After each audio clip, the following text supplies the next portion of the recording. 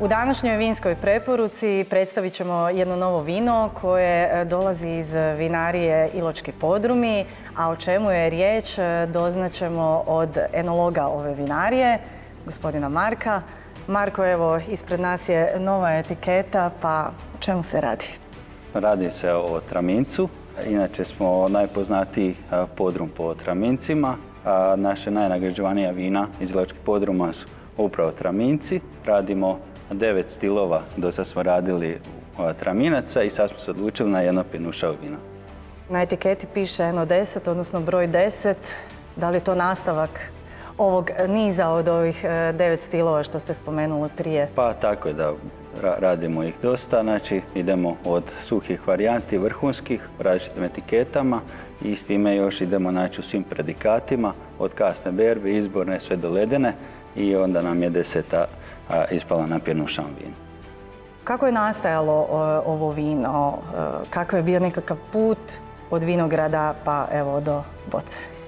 Prvenstveno traminca je dosta zahtjevno proizvesti pjenušavo vino, jer sorta je sa niskim kiselinama i visokim udjelom šećera u trenucima berbe.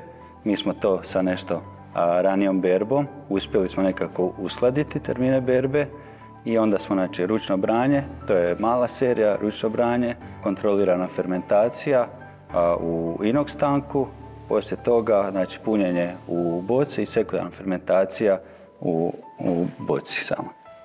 Znači, radi se o extra brut tramincu, proizvodnja klasik metodom. On je svjež, nema ostatka šećera skoro ništa, elegantan je, lijepo se perla, mirisno je prepoznatljiv na traminac, a okusno opet ne idemo na te neke slatke varijante koje svi povezuju sa tramincima.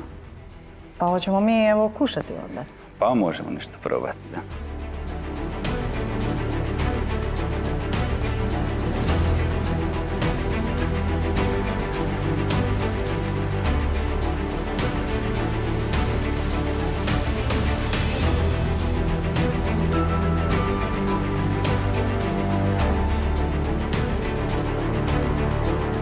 Može se služiti kao aperitivno piće, a može se služiti uz neku bijelu ribu, uz kozice, pršut, sir, ali naravno i može i bez hrane, uživanje sa dobrim društvom uvijek će dobro doći.